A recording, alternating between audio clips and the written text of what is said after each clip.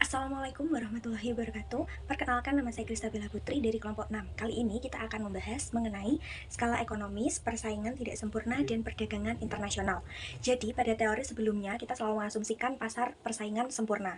Maka dari itu, pada kali ini kita akan membuktikan bahwa sebenarnya terdapat persaingan tidak sempurna. Dan pada pasar persaingan tidak sempurna ini kita membahas tentang skala ekonomis pada pasar monopolistik. Nah, pada bab ini, terdapat yang namanya imbalan tetap sesuai dengan skala, di mana jika input untuk suatu industri dilipat 2, maka output industri tersebut juga akan berlipat 2. Tetapi pada kenyataannya, ketika input meningkat 2 kali lipat, justru produsen akan mengupayakan hasil outputnya ini lebih dari 2. Lalu, apa sih pentingnya skala ekonomi bagi perdagangan internasional? Jadi, apabila suatu negara itu memproduksi dua jenis barang, maka skala ekonomisnya tidak akan tercapai karena untuk menghasilkan semua jenis barang itu memerlukan input yang lebih banyak. Maka dari itu, akan lebih baik jika setiap negara itu fokus memproduksi beberapa barang saja, sehingga barang yang dihasilkan ini bisa dalam skala yang besar. Jadi, ketika suatu negara fokus untuk memproduksi beberapa barang saja, maka disitulah perdagangan internasional akan terjadi. Karena negara tersebut akan melakukan impor kepada negara lain untuk memenuhi kebutuhan yang tidak bisa diproduksi di negara tersebut. Lalu, pada bab ini juga diketahui ketika output semakin meningkat, maka rata-rata input yang digunakan akan semakin rendah. Hal ini dikarenakan ada dua istilah, yaitu skala ekonomi eksternal dan skala ekonomi internal. Nah, kalau skala ekonomi eksternal ini, suatu industri akan menetapkan input pada industri. Jadi inputnya tuh akan tetap, namun berbeda pada sisi outputnya. Jadi pada industri ini itu terdiri dari banyak perusahaan kecil, sehingga berkembang menjadi pasar persaingan sempurna. Sedangkan untuk skala ekonomis internal ini memandang pada output yang tetap. Jadi dari perusahaan yang ada di industri akan memiliki input yang berbeda satu sama lain, asalkan mereka bisa menghasilkan output yang sama. Jadi dari sini akan menciptakan perusahaan-perusahaan besar yang akan mengakibatkan persaingan tidak sempurna.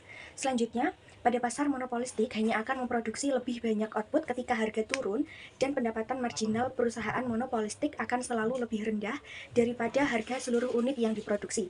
Tingkat output yang dapat dihasilkan oleh perusahaan ini akan maksimum ketika pendapatan marginal itu sama dengan biaya marginal, dan biaya rata-rata produksi akan menurun seiring dengan peningkatan output.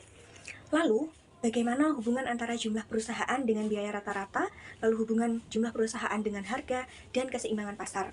Yang pertama yaitu hubungan jumlah perusahaan dengan biaya rata-rata.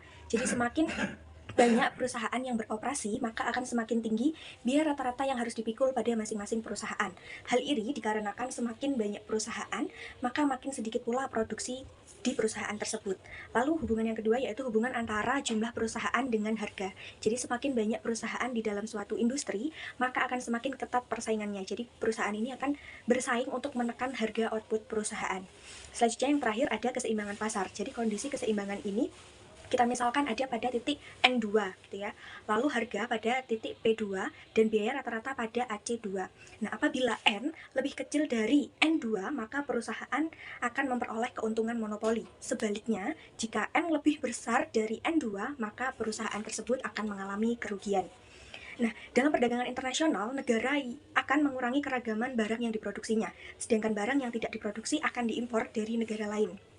Nah, dengan melakukan perdagangan internasional akan tercipta sebuah penggabungan pasar, di mana dengan adanya pasar gabungan akan memicu banyak perusahaan yang muncul, sehingga output bisa lebih banyak dan dapat dijual dengan harga yang lebih murah. Keuntungan dari penggabungan pasar ini yaitu konsumen memiliki banyak pilihan yang lebih luas untuk mendapatkan produk-produk. Lalu, bagaimana skala ekonomis dapat menentukan keunggulan komparatif? Jadi kita mengasumsikan di sini ada dua negara, yaitu domestik dan asing. Nah, domestik ini berfokus pada padat karya dan asing pada padat modal. Jadi di domestik ini menghasilkan produk-produk manufaktur. Jadi, domestik memiliki suplai atau penawaran manufaktur yang lebih banyak daripada asing, sehingga domestik akan mengimpor makanan dan ekspor manufaktur. Tetapi, apabila produk manufaktur adalah produk monopolistik, asing yang tidak memproduksi manufaktur ini akan tetap bisa memproduksi manufaktur.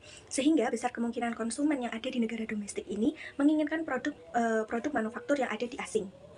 Maka, dari hal itu tadi muncullah istilah perdagangan industri dan perdagangan antar industri. Jadi perdagangan intra industri ini adalah pertukaran manufaktur dengan manufaktur lainnya, kalau antar industri pertukaran manufaktur dengan makanan.